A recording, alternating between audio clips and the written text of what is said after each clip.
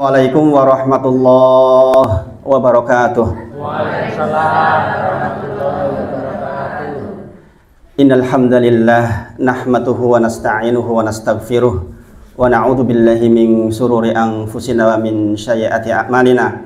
May yahdihillahu fala mudilla lahu wa may yudlilhu fala hadiyalah. Asyhadu alla ilaha illallah wa asyhadu anna Muhammadan abduhu wa rasuluh. Allahumma sholli ala sayyidina Muhammad wa ala ali sayyidina Muhammad. Ya ayyuhalladzina amanu taqullaha haqqa tuqatih wa la tamutunna illa wa antum muslimun. Ya ayyuhalladzina amanu taqullaha wa qulu qawlan sadida yuslih lakum a'malakum wa yaghfir lakum dhunubakum wa may yuti'illaha wa rasulahu faqad faza fawzan 'azima. Subhanaka la ilma lana illa ma 'allamtana innaka antal alimul hakim. Rabbi shrah li sadri wa yassir li amri wahlul 'uqdatam min lisani yafqahu qawli. Amma ba'd. Bapak Ibu sedaya ingkang sepindah, tentu kemawon kita bersyukur kepada Allah atas semua nikmat yang Allah titipkan kepada kita. Insya Allah saya bahasanya ngagem bahasa Indonesia mawon nggih. Saya khawatir yang datang tidak semuanya paham basa Jawi karena biasanya Jogja itu ada campur-campur dari mana-mana nih, termasuk saya nih basa Jawanya kurang bagus. Dari Cilacap itu biasanya memang agak kasar nih, ngapak-ngapak nih. Jadi yang pertama Bapak Ibu, kita bersyukur kepada Allah atas semua nikmat yang Allah titipkan kepada kita. Para ulama menyebut jikalau kita mendengar kalimat syukur artinya kita mengubah setiap nikmat dados ketaatan. Satu contoh misalnya kita diberi nikmat sehat, maka pastikan kesehatan itu menjadi modal bertakwa kepada Allah Subhanahu wa taala. Salah satu kajian saya di depan rumah sakit Wiro Saban, saya sering sampaikan bahwa di samping kita banyak orang yang sedang diuji oleh Allah dengan sakit. Beberapa yang saya datangi, Masya Allah Bapak Ibu, ini untuk awal-awal, terutama yang bapak-bapak, saya datang itu sebagian ketika mendengar suara adzan dari masjid itu menangis. Saya tanya, jenengan kok nangis? Kenapa Pak? Saya tuh pengen banget mendatangi panggilan itu tuh, yang itu, panggilan adzan maksudnya. Sayangnya saya tidak bisa sekarang karena suasananya badan nggak memungkinkan. Subhanallah, nangis. Banyak yang nangis, Masya Allah. Tetapi faktanya pun begitu kita sehat, kadang-kadang kita lupa. Ini bang, di atas motor jalan, dengar adzan, mandek buatan. Kadang-kadang orang urusan, bis standby, bablas. Maka sekali lagi, kalau jenengan mendengar kalimat syukur, artinya bagaimana merubah setiap nikmat dari Allah, kita konversi menjadi ketaatan kepada Allah Subhanahu wa taala. Diberi nikmat bisa melihat, pastikan yang kita lihat adalah sesuatu yang Allah izinkan atas kita. Ibu-ibu yang masih suka drakor, hati-hati ini. 1 jam terakhir mata kita untuk apa? Ditanya sama Allah nanti itu.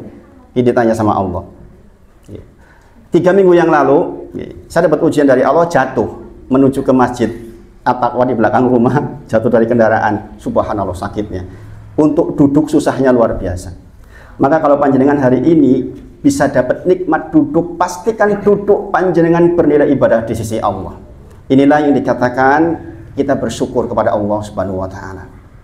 Sekali lagi, faktanya yang bermaksiat kepada Allah justru orang sehat. Gini bang, kalau sakit nggak kepikiran maksiat. Orang yang bisa mencuri, na'udzubillah, orang yang sehat. Na'udzubillah, orang bisa berzina, orang yang sehat. Kalau sakit nggak kepikir. Maka sekali lagi Rasulullah menyebutkan nikmatani magbunun, 2 nikmat yang selalu saja mengecoh manusia, as-sihatu wal faragh, yaitu sehat dan waktu luang. Maka alhamdulillah Bapak Ibu, kita hari ini dikumpulkan oleh Allah di sini. Kita benar-benar bersyukur, mudah-mudahan duduk kita bernilai pahala di sisi Allah Subhanahu wa taala. Yang berikutnya yang saya hormati seluruh sesepuh bini sepuh, Pak Ratio, kemudian Mbah Kaum, seluruh pengurus yang mewakili teman-teman semua, bapak-bapak semua, komite kita, pembawa acara, Pak Dukuh, yang menghubungi saya langsung, beliau Masya Allah nggak bertemu tapi alhamdulillah ketemu di sini karena waktunya bersimpangan terus, Masya Allah. Kemudian Ibu Kepala Sekolah dan seluruh sivitas akademik SDN 1 Sripitan. Anak saya sudah lulus dari sini 2, ibu-ibu. Ini yang ketiga, alhamdulillah. Azizah itu sekarang sudah kelas 1 SMA, alhamdulillah hafalannya sudah 30 juz juga.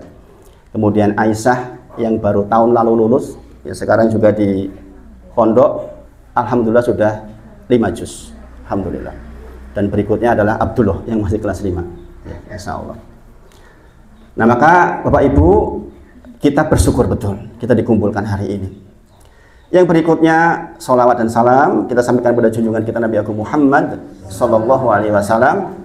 Kita bermohon kepada Allah agar termasuk orang-orang yang dimudahkan untuk mempelajari seluruh risalahnya, dan kemudian Allah mudahkan apa yang sudah kita pelajari itu jadi amal soleh, insya Allah. Nah Bapak Ibu, hari ini saya sama anak saya Abdul, tadi saya amanai Abdul, nanti baca Quran sedikit ya, dan ayat itu nanti yang akan saya bahas insya Allah di dalam kajian kali ini. Monggo Mas Abdullah, sini sebentar.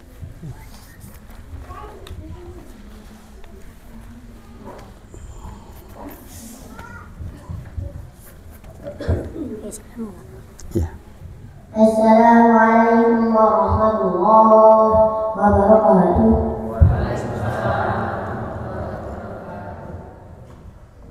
A'udzu billahi minasy syaithanir rajim.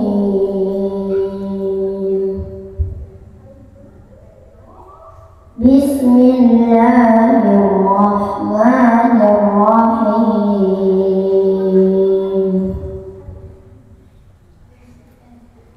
Inna fi khalqis samawati wal ardi wa ikhtilafil laili wan nahar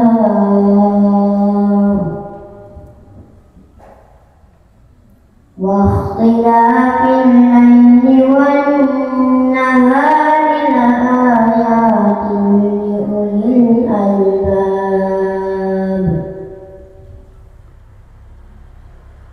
الذين يذكرون الله قياما وقعودا وعلى جنوبهم ويتفكرون في خلق السماوات والأرض ربنا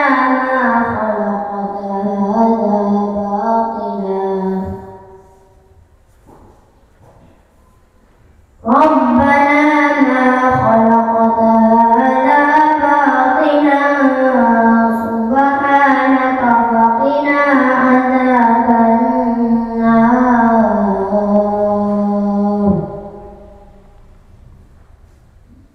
ربنا إنك من تدخل النار فقد أخزيته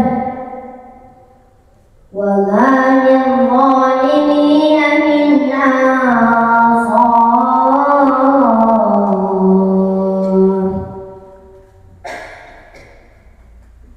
ربنا إننا سمعنا مناديا ينادي للإيمان أن آمنوا بربكم فآمنا. ربنا فاغفر لنا ذنوبنا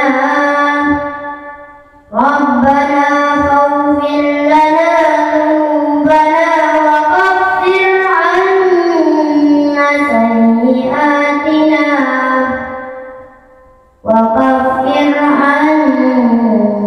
سيئاتنا وتوفنا مع الأبرار. Rabbana wa atina ma wa'adtana ala rusulika wa la tukhzina yawmal qiyamah innaka la tukhliful mi'ad. Shadaqallahul azim. Wassalamualaikum warahmatullahi wabarakatuh. Makasih Mas Abdullah. Anak saya memang ikut terus kayak gini nih. Sebelum ke sini saya tadi ke Guwosari.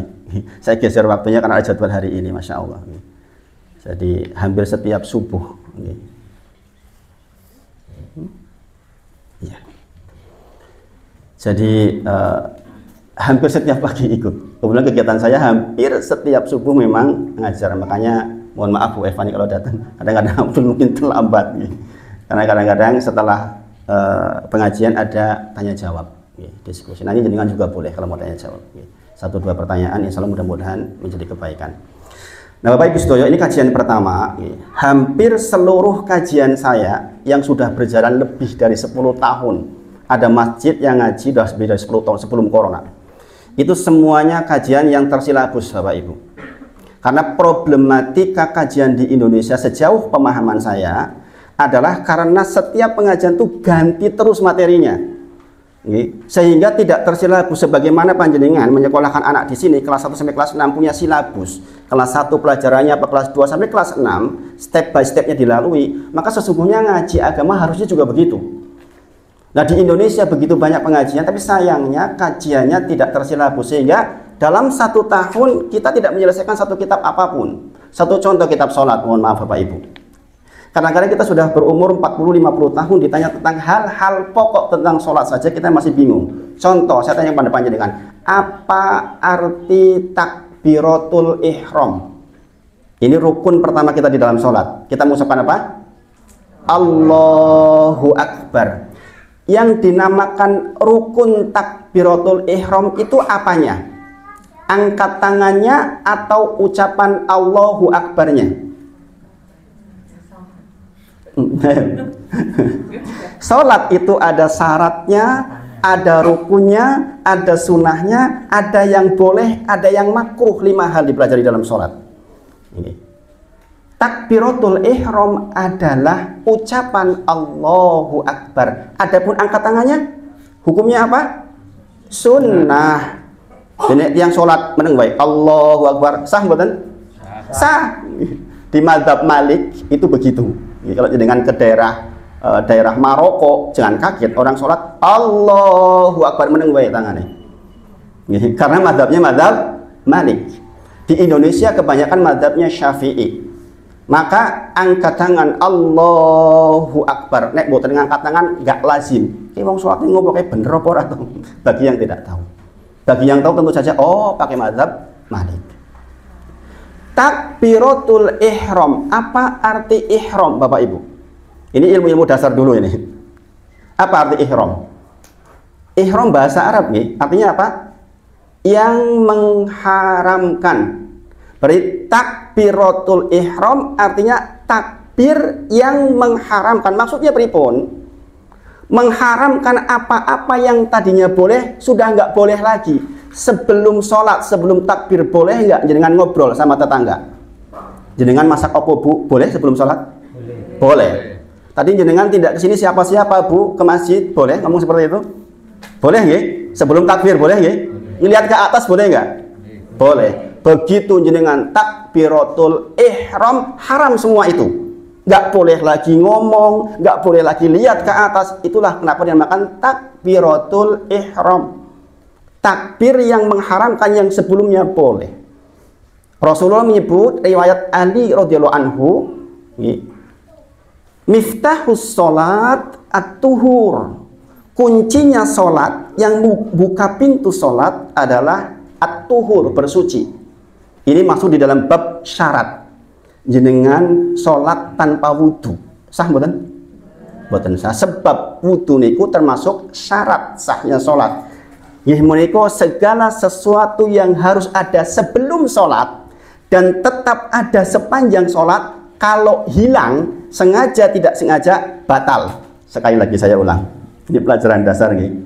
Syarat sholat adalah segala sesuatu yang harus ada sebelum sholat tetap ada sepanjang sholat. Kalau hilang itu di tengah-tengah sholat hilang, baik sengaja maupun tidak sengaja, batal sholatnya. Contoh berwudu, jenengan wudu harus ada sebelum sholat, pastikan udah wudu belum batal.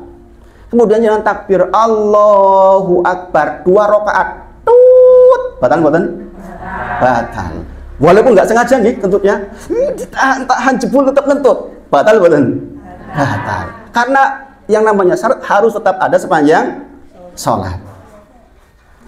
Miftahus sholat, kuncinya sholat at-tuhur, bersuci.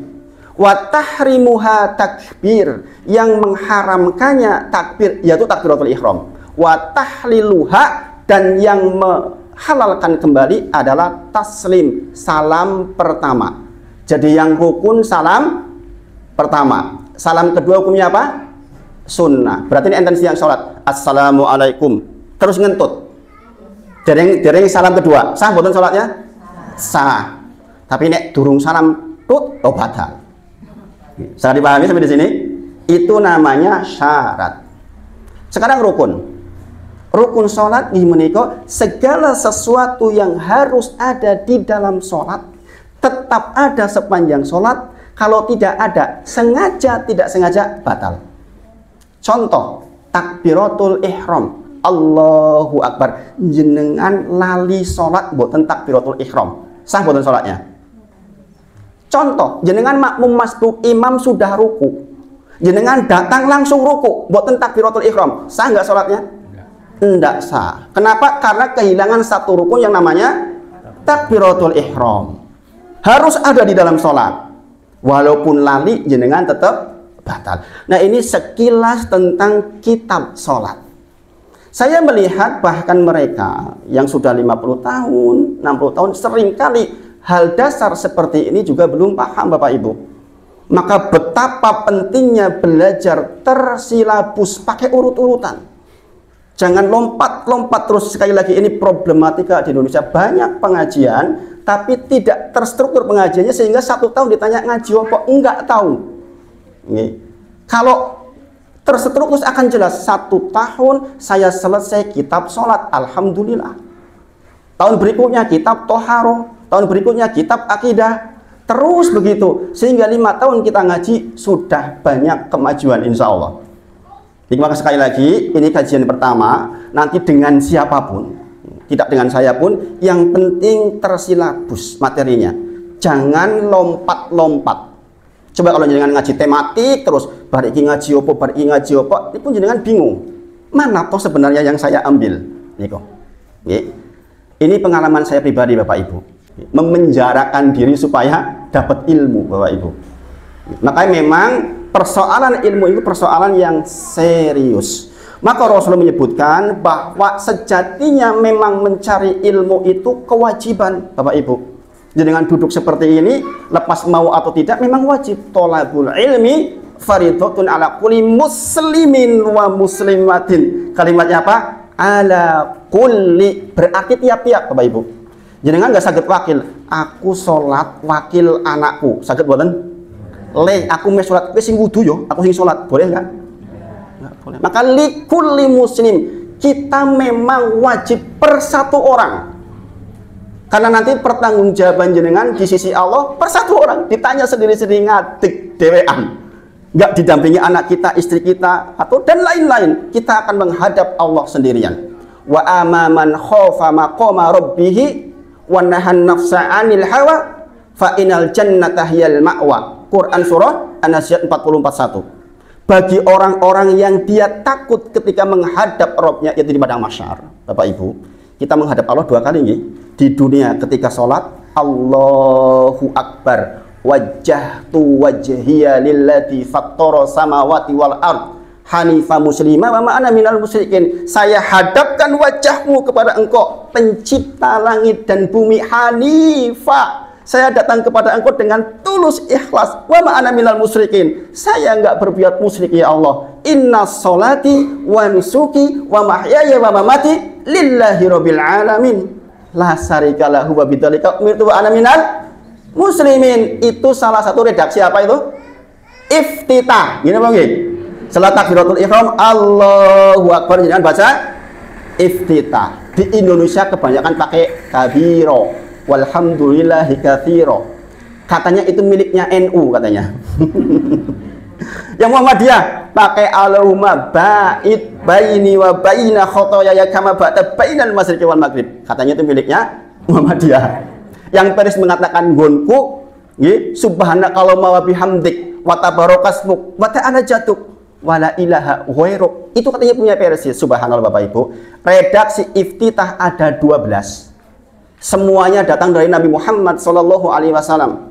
Maka tugas kita menghidupkan sunnah dibaca bergantian. Itu yang betul Bapak Ibu. Yang betul dibaca bergantian. Nggih. 12 nya aduh Ustaz, gimana saya ngapal 12? Siji kadang-kadang lali. Maka berusaha.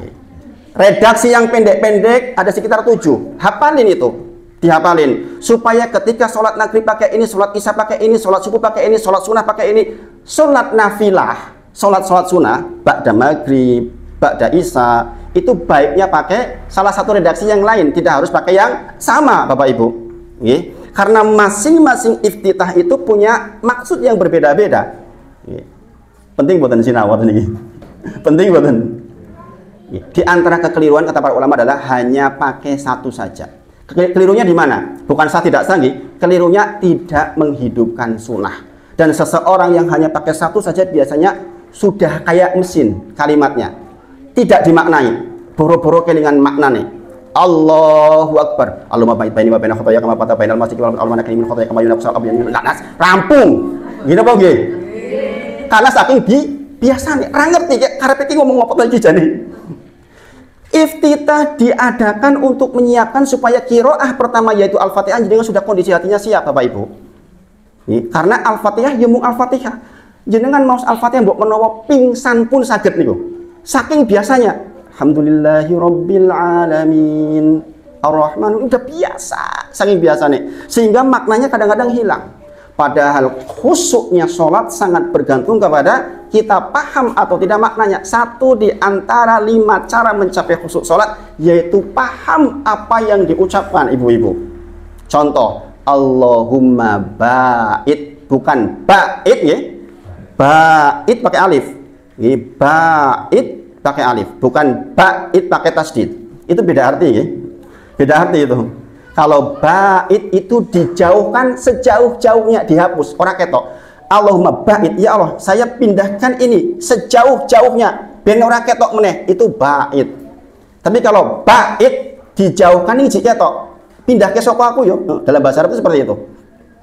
Maksudnya apa? Ya Allah, tolong jauhkan antara diriku dengan dosaku kama sebagaimana bainal masyriqi wal maghrib, seperti jauhnya timur dan barat. Itu istilah menunjukkan jarak yang paling jauh yang ada di bumi ya timur dan barat. Gini nggih. Bumi lak muter kat sini nggih. Sing paling atuh yo ning kene karo ning kene, gini nggih. Maksudnya, tolong ya Allah, jauhkan tuh dosa-dosa saya sejauh lah timur dan barat. Aku mau ketemu meneh di dunia dan di akhirat, Masya Allah. Podo karo minta dihapus. Coba, kalau jenengan paham makna seperti ini, baru iftitah sudah ngeper jenengan. Empun nangis jenengan kalau jenengan paham.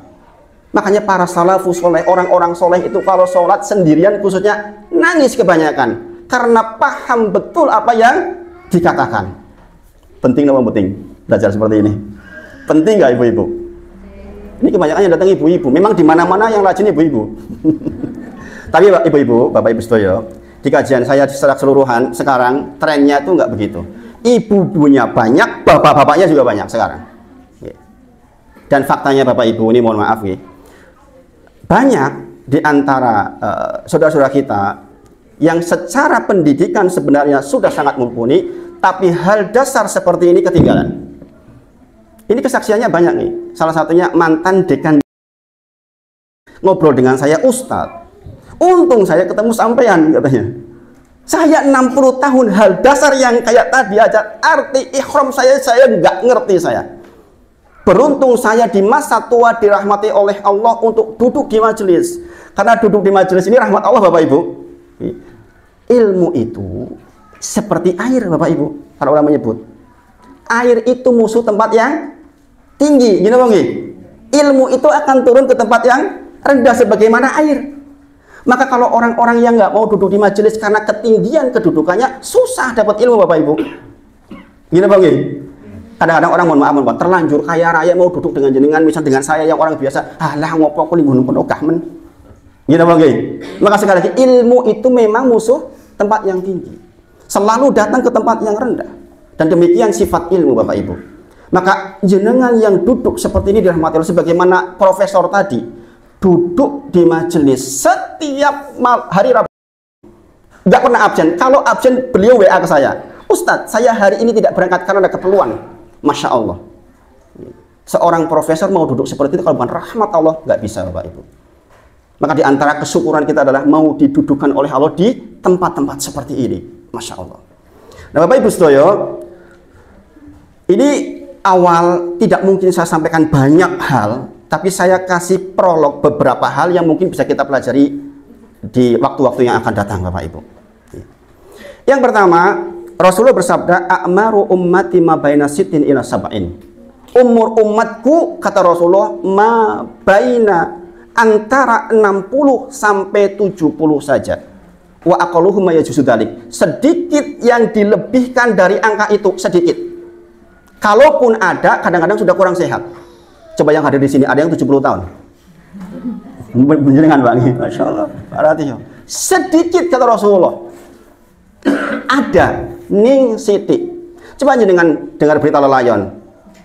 Sampun tinimbal suan kanthi paring-paringan yuswa 60 sekian, 68, ibu saya 65, bapak saya 68. Sehat padahal beliau. Jadi memang Rasulullah disebutkan antara 60 sampai 70 itulah yang terbanyak di antara umatnya Nabi Muhammad SAW. Berarti kalau jenengan pun 57 tahun pun maghrib. Gini apa nggih? Sudah hampir tenggelam. Isi pecicilan ada piye terusan. Dereng purun ngaji, dereng purun maca Quran si brotal geratulah terus kapan sinau nih. Gini apa nggih? Gini apa nggih? Kebetulan istri saya sekarang aktif ngajar di Ar-Rahman, Masjid Ar-Rahman, ibu-ibu. Warga Seribitan sini, Masya Allah. Semangat-semangat, alhamdulillah. Alhamdulillah. Satu yang saya masih ingat, kata istri saya, salah satu motivasi mereka mau belajar busum, dengan Mas Busum yang punya warung di dekat Siti Muria, cerita saya tuh ngaji karena saya dulu pernah suatu ketika buka bersama sama saudara yang sampingnya Bu Pondam sebelah utaranya itu, habis buka kok saya meninggal. Saya khawatir kalau saya meninggal saya belum bisa baca Quran. Masya Allah, itu alasan sederhana tapi sangat-sangat bermanfaat ibu-ibu. Bukankah itu juga bisa terjadi sama jenengan? Gini bang, minggu lalu jamaah saya tentara 30 tahun meninggal. Gara-gara apa? Pulang ke rumah saking senengnya bersih-bersih sampai jam 9 malam keringetan, habis itu mandi gerujukan, habis itu sesak nafas meninggal di PKU Gamping. Subhanallah. Jenengan dengar seperti itu takut nggak? Takut nggak? Siapkah jenengan diambil seperti itu? Siap boten? Jenengan tahu nggak kapan akan meninggal? Imam Al-Jauzi, Imam besar rahimahullah ta'ala, bagi orang-orang siapapun yang tidak tahu kapan meninggalnya, maka wajiblah buat dia untuk siap-siap agar ketika diambil kapanpun siap. Itu tugas kita. Karena kita nggak tahu, nggak ada urusan sehat dan sakit, nggak ada urusan tua atau muda. Kalau sudah waktunya tetap diambil. Tapi secara umum mabaina sittin ila sab'in kata Rasulullah, antara 60 sampai 70. Ini riwayat Imam Ahmad. Antara 60 sampai 70. Sekali lagi banyak jenengan sudah 58 tahun. Oh jelas pun maghrib nih kok. Nek sudah 70 tahun kata beliau sesepuh pun isya. Pun bonus nih kok. 80 tahun pun subuh. Masya Allah. Karena Rasulullah sendiri hanya 63 tahun kalau dihitung hijriah. Kalau dihitung katus jenengan Masehi selisih 11 hari tiap tahun, maka 61 tahun. Berarti nek jenengan pun suwidak, ya tinggal 1 tahun lagi seharusnya. Ayo ibu-ibu ini berapa umurnya ini? Kayaknya kebanyakan di atas 40 ya. Atau banyak yang 30-an. Kalau di atas 40, cerita apa itu singkatannya itu? Oh, jelang 50 tahun. Kayak saya 47. Berarti nek jenengan swidak mung kurang 12 tahun. 15 tahun. Lamakah itu? Enggak lama, Bapak Ibu. 10 tahun, 15 tahun itu waktu yang pendek. Tahu-tahu anak kita sudah SMA. Subhanallah. Maka Bapak Ibu, mudah-mudahan kita semua dilembutkan hatinya untuk mau duduk di majelis. Karena memang itu kewajiban kita. Thalabul ilmi fardhatun ala kulli muslimin wa muslimatin. Memang wajib Bapak Ibu. Jenengan ora gelem memang wajib kata Rasulullah. Memang wajib. Para ulama menyebut, lantas apa yang dipelajari? Di antaranya adalah ilmu yang sifatnya fardhu ain. Ilmu yang dengan ilmu itu agama jenengan tegak. Contohnya tadi, ilmu tentang wudu jenengan boten saged wakil. Lha kowe sing wudu yo aku sing salat boten saged. Lha kowe sing maca iftitah yo aku tak maca al-fatihah wae. Iso ora? Boten saged. Nah, ini namanya ilmu fardhu ain yang setiap jenengan, setiap kita harus mempelajari. Nah, Bapak Ibu, kita diberi jatah, sudah tertulis di Lauh Mahfuz. Di antara rukun iman kita, yaitu antuk minabil qadari khairihi wa syarih. Engkau beriman kepada takdir, baik takdir yang baik maupun yang buruk. Di antaranya adalah kita tahu persis, di antara rukun iman adalah adanya hari akhir. Jadi di antara yang harus kita sangat pahami yaitu ilmu fardhu ain. Ilmu yang memang dengan ilmu itu tegak agama kita. Ora iso ora maksudnya Bapak Ibu. Ilmu tentang puasa. Yo gelem ora gelem kita harus tahu. Nek ora yo awan-awan awake dhewe mangan. Lho kok kowe mangan? Lho emang mangan ki batal kok? Batal. Maka Bapak Ibu, monggo kita menyempatkan waktu. Nah, Bapak Ibu, waktu yang sedikit ini saya mencoba mengajak jenengan untuk mencoba efektif di dalam hidup. Karena waktu kita antara 60 sampai 70. Kita hitung-hitung sisa umur kita ya enggak sampai kayak 50 tahun deh. 30 tahun. Gimana? Apa yang mau ada yang mau hidup 100 tahun? Koncone wis ora ono. Bapak moro sepuh saya 87 tahun saya tak tanya, "Pak, jenengan teksi gadah kanca SD?" Ora ono, siji tok. Wis loro-loronen. Lah terus jenengan ngobrol karo sapa? Ya Bu, ora ngerti. Subhanallah. Orang ndek kanca niku susah nggih. Nggih napa nggih? Ayo mbah saya ora ndek kanca saiki. Ya kancane cah nom-nom, subhanallah. Maka karena kita tahu terbatas hidup kita, maka Allah berfirman di dalam surat Al-Asr yang jenengan sudah hafal semua insyaallah. Wal 'asr innal insana lafi khusr illa alladziina amanu wa amilus solihati wa tawassaw bil haqqi wa tawassaw bis sabr. Nggih. Sesungguhnya manusia itu di dalam khusr. Khusr nomo itu khusr kerugian yang meliputi itu khusr. Pak ulama menyebutkan khusr adalah seperti air. Jenengan masuk ke air itulah khusr. Maksudnya kerugian dari atas, dari kanan, dari kiri semuanya kerugian. Ini siapa yang berfirman? Allah Subhanahu wa taala yang paling tahu tentang kita. Yang paling tahu tentang kita. Berfirman bahwa sesungguhnya manusia di dalam kerugian kecuali 4 golongan. Maka jenengan hidup di dalam sehari-hari pastikan tidak keluar dari kondisi yang 4 ini. Yang pertama adalah amanu, orang-orang yang beriman. Bapak Ibu, bagi jenengan yang sudah pernah ngaji pasti tahu kata-kata amanu artinya jenengan harus belajar. Karena tidaklah kita mengimani sesuatu kecuali harus didahului dengan ilmu. Gini apa nggih? Contoh, jenengan kok purun tindak sholat teng masjid sebab jenengan ngertos ilmunya bahwa ke masjid itu memang kebaikan. Bayangkan gimana nggak kebaikan Bapak Ibu. Abdullah bin Umi Maktum, salah satu muadzinnya Rasulullah SAW yang matanya buta, datang ke Rasulullah, "Ya Rasulullah, adakah keringanan bagi saya yang buta ini? Rumahku dengan masjid masih jauh, dan antara masjid dengan rumahku masih ada binatang buas yang mengganggu, dan tidak ada orang yang menuntunku ke masjid. Kalau saya dengar suara adzan, bolehkah saya nggak berangkat ke masjid?" Kata Rasulullah, "Tidak, la, tetap berangkat ke masjid." Itu ilmunya. Makanya sebagian mazhab, di 3 mazhab, mazhab Hanafi, Malik, dan mazhab Ahmad bin Hambal, itu mengatakan laki-laki itu sholat fardu wajib di masjid. Walaupun di mazhab Syafi'i dikatakan mustahab. Mustahab itu sunnah yang sangat ditekan. Itu ilmu namanya. Kita berangkat ke masjid karena ada ilmu di belakangnya sehingga kita mengimani dan kita berangkat. Jenengan sekarang duduk seperti ini. Kenapa jenengan berangkat? Apa sebab wedi kalau bu kepala sekolah nek orang mangkat ora diabsen?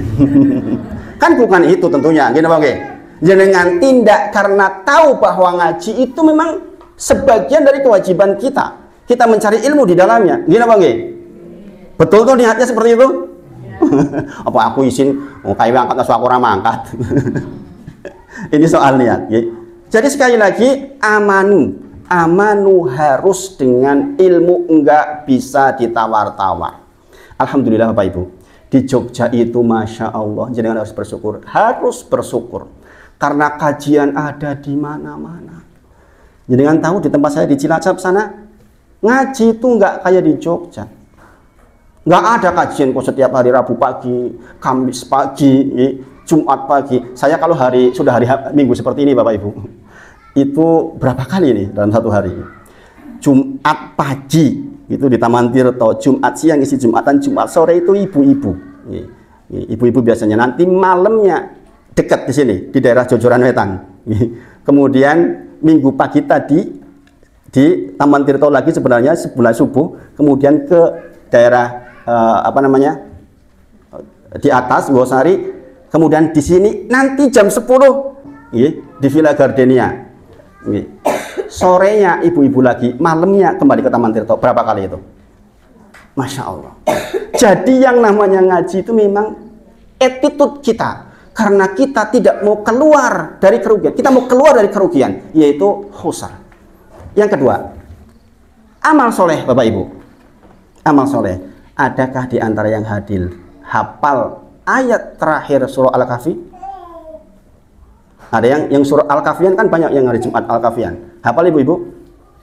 Faman kana yarju liqa'a rabbih falyamal amalan shalihan wa la yusyrik bi ibadati rabbih ahada. Kata Allah, siapapun yang hendak bertemu denganku, arti bertemu itu berarti masuk surga Bapak Ibu. Enggak mungkin di neraka jenengan ketemu Gusti Allah, enggak mungkin. Di antara nikmat terbesar adalah bertemu Allah di dalam surga. Disyarat dua hal. Falyamal amalan sholiha. Jenengan harus banyak beramal soleh, wala yusyrik bi ibadati rabbih ahada. Dan jenengan jangan pulang, jangan kondur membawa dosa syirik. Itu syaratnya. Dua. Oke. Saya dipahami sampai di sini? Ada orang ketika menceritakan tentang kisah Ibrahim alaihissalam di Quran surah Ibrahim ayat 35, ketika Ibrahim berdoa, Rabbi ja'al Rabbi wajnubni wa baniya ana abudal asnam. Ya Allah, jauhkan aku dan seluruh keturunanku dari penyembahan kepada selain Engkau. Yang berdoa siapa itu? Ibrahim. Bagi orang yang paham baca ayat itu pasti nangis Bapak Ibu. Kenapa? Yang berdoa Ibrahim. Ibrahim itu dikenal bapaknya tauhid. Bahkan Rasulullah pun suruh mengikuti millah Ibrahim. Kul innani hadani rabbi ila siratim mustaqimin dinan qiyaman millata Ibrahim hanifa wa ma kana minal musyrikin. Kul inna salati wa nusuki wa mahyaya wa mamati lillahi rabbil alamin la syarikalah wa bidzalika umirtu wa ana awwalul muslimin. Ibrahim yang sudah dijamin surga saja masih berdoa, ya Allah, jauhkan aku dan keturunanku dari menyembah kepada selain Allah. Karena syarat masuk surga yaitu jenengan tidak bawa syirik, tidak bawa dosa syirik. Kenapa kita wajib berdoa seperti itu Bapak Ibu? Jenengan piknik ke suatu tempat, bisa di mana saja. Kemudian jenengan latah, melu-melu, nek nyekel engkau aku itu jodoh. Di mana itu? Saya waktu SD dulu gitu. Aku yang melu-melu gitu. Alhamdulillah, engkau aku untuk rezeki oke.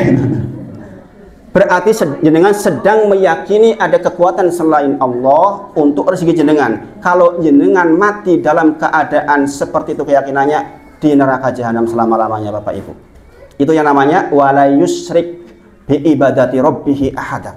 Jangan sampai pulang bawa dosa syirik. Innallaha la yaghfiru ayyushraka bih wa yaghfiru ma duna dzalik liman yasha. Quran surah An-Nisa 48. Sesungguhnya Allah mengampuni dosa apapun selain syirik, tetapi tidak dengan dosa syirik. Orang sedang berzina naudzubillah mati, masuk neraka langsung bukan? Belum tentu Bapak Ibu bisa diampuni oleh Allah. Orang lagi maling ditembak Pak polisi mati, masuk neraka?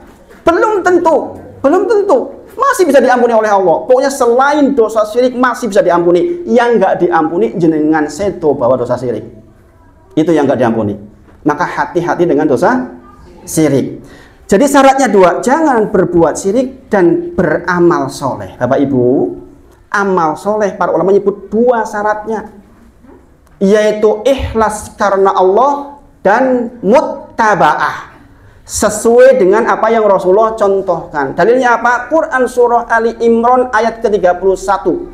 Qul in kuntum tuhibbunallah fattabi'uni. Kata Allah ini, kalau engkau yakin menjadi orang-orang yang dicintai oleh Allah, fattabi'uni, ikuti aku, kata Rasulullah.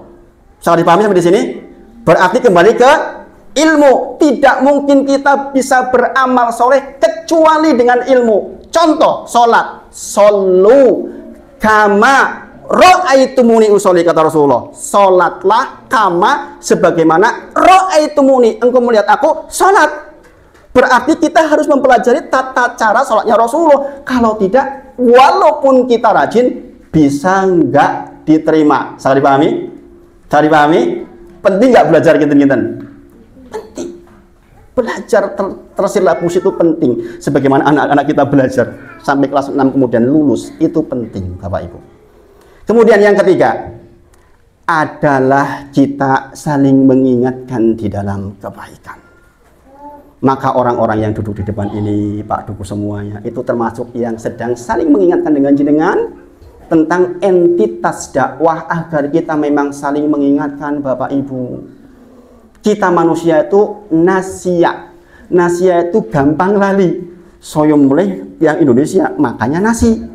Nasia bahasa Arab artinya apa? Lupa. Makanya orang Indonesia banyak lupa. Panganannya nasi kok. Iya. Maka sungguh saling mengingatkan seperti ini menjadi sangat penting, dan itu memang diantara cara kita keluar dari kerugian. Yang keempat, sabar di dalam yang tiga itu. Sabar ketika cari ilmu, sabar ketika mengamalkan, sabar ketika saling mengingatkan. Ini bagi ibu-ibu, bapak ibu. Karena belum tentu niat baik mengingatkan ditompo baik, belum tentu. Iya. Kadang-kadang sok salah tompo, maka kita harus sabar. Ngeremboko nggih, basa Jawa niki sabar banget. Nah, Ibu sedaya, terakhir nggih. Sebenarnya banyak yang ingin disampaikan oleh Ibu, tapi ini terakhir untuk jenengan nggih. Sebagai bekal, sebagai angen-angen jenengan soal sinau apa to, saya kasih terakhir untuk jenengan nggih menika Rasulullah bersabda, "Man akhiru kalamihi la ilaha illallah dakhalal jannah." Sing sinten kemawon akhir kalamnya la ilaha illallah masuk surga, kata Rasulullah. Pertanyaannya sekarang, gampangkah kita mengucapkan la ilaha illallah ketika sakaratul maut? Susah Bapak Ibu. Jadi lihat penelitian di sini di Jogja, seorang dokter dan timnya meneliti dari 1000 orang yang sakaratul maut di rumah sakit, hanya 40 yang bisa mengucapkan la ilaha illallah dengan jelas. Yang 960 kita nggak tahu apakah di hatinya atau bagaimana, walau alam. Tapi yang jelas mengucapkan hanya 40 orang. Pertanyaannya, mengapa sebagian kita dibuat susah mengucapkan la ilaha illallah di akhir masa? Karena mengucapkan la ilaha illallah itu ada syarat dan rukunnya. La ilaha illallah hiya kalimatut tauhid wa hiya miftahul jannah kama taqaddam, kata para ulama. Sesungguhnya ucapan la ilaha illallah adalah kalimat tauhid, pernyataan bahwa kita hanya menyembah kepada Allah saja. Kemudian hiya miftahul jannah, dia adalah pintu surga. Kama taqaddam, sebagaimana kita ketahui bersama. Walakin, kata orang paling sebutkan. Tetapi sesungguhnya yang namanya la ilaha illallah illallahu asnan. Asnan itu apa? Gerigi. Kunci itu kan enten gerigi-gerigine, gitu kan? Motor sepodo-podo motor, kunci yang ini boleh nggak untuk yang sini? Bisa nggak? Nggak bisa. Karena beda geriginya. Dalam bahasa Arab namanya asnan. Seseorang punya la ilaha illallah datang ke pintu surga, tapi dia tidak punya gerigi yang pas, nggak bisa buka pintu surga. Dan syaratnya ada 7. Ini kalau jenengan ngaji di pondok seperti ini dibahas di awal-awal, Bapak Ibu. Maka betapa pentingnya kita paham syarat la ilaha illallah, sehingga nanti di akhir masa kita akan mengucapkan la ilaha illallah dengan mudah. Kemudian la ilaha illallah punya 2 rukun. Maka setiap kita orang muslim harusnya paham dengan rukun dan syaratnya. Di antara 1 syarat yang 7 itu adalah al-ilmu. Ilmu. Allah berfirman dalam Quran surah Muhammad ayat 19. Fa'lam annahu la ilaha illallah wastaghfir li dzambik. Ketahuilah aku itu Allah, kata Allah, satu-satunya yang berhak diibadahi dan benar, wastaghfir li dzambik. Baru kemudian setelah itu dengan astagfirullah. Astagfirullah. Jadi jenengan tuh tahu kepada siapa jenengan meminta ampun. Bapak Ibu, itu namanya ilmu, dan banyak deretan hadis dan Quran tentang menerangkan bab syarat nomor 1 ini. Dan setiap kita seharusnya paham. Banyak di antara kita sudah hidup sekian lama, ditanya apa syarat la ilaha illallah, tidak tahu. Apa rukun la ilaha illallah, tidak tahu. Ini yang menjadi biang kita kesulitan mengucapkan la ilaha illallah di akhir masa. Masuk di dalam bab akidah. Maka Bapak Ibu, sempatkan waktu untuk ngaji yang tersilabus, terstruktur, sehingga jenengan tahu persis apa yang jenengan pelajari. Mengapa Abu Jahal dan Abu Lahab nggak mau mengucapkan la ilaha illallah? Karena tahu konsekuensinya, Bapak Ibu. Begitu saya mengucapkan la ilaha illallah, berarti saya jadi muslim. Muslim itu bahasa Arab artinya apa? Berserah diri. Berserah diri kalau jenengan lihat di KBBI, di Kamus Besar Bahasa Indonesia, artinya siap diatur. Makanya Abu Jahal nggak mau. Berarti kalau saya mengucapkan la ilaha illallah Muhammad Rasulullah, berarti saya harus diatur oleh Allah dan Rasulullah. Nggak mau saya, nggak mau. Kita mengucapkan la ilaha illallah kadang-kadang nggak paham, sehingga ketika datang aturan dari Allah,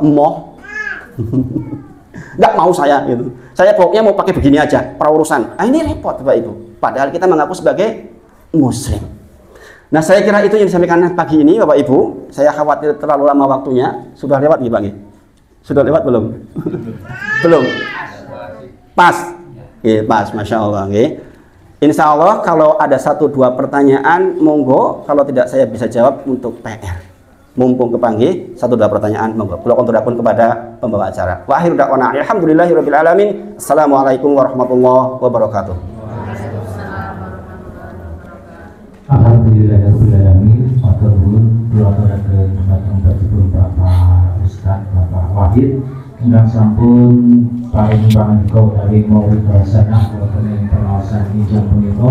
Mugi-mugi amal kesenangan panjenengan saged